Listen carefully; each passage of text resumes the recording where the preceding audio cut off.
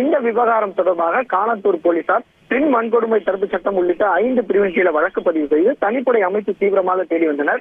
நேற்று 4 பேரை போலீசார் கைது செய்து சிறையில் அடைத்த நிலையில இந்த வழக்குல முக்கிய நபராக பார்க்கக்கூடிய சந்துரு என்பவர் தற்போது கைது செய்யப்பட்டதாக தெரிவிக்கப்பட்டுள்ளார். இவர் மீது இந்த சந்துரு மீது ஏற்கனவே கடத்தல் உள்ளிட்ட பல்வேறு குற்ற வழக்குகள் நிலுவையில் இருப்பதாகவும் நேற்று போலீசார் தரப்புல தெரிவிக்கப்பட்டனர்.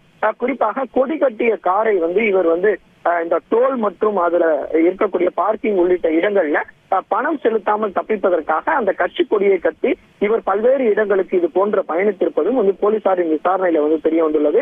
இவர்தான் முக்கிய நபராக இதுல அந்த பெண்களை துரத்துவதற்கான தூண்டியதற்காக ஒரு முக்கிய நபராக பார்க்கக்கூடிய நபராக தெரிகிறது. இவரிடம் நடத்தப்பட்ட விசாரணைக்கு பிறகுதான் தெரிய வரும். இதுல 7 நபர்கள்ல 5 நபர்கள் கல்லூரி மாணவர்கள் என தெரிய வந்துள்ளது. இவர்கள் தான் இந்த சம்பவத்தில் ஈடுபட்டிருப்பதாகவும் போலீசார் தரப்புல தெரிவிக்கப்பட்டுள்ளது. இந்த சந்துருவை பிடித்து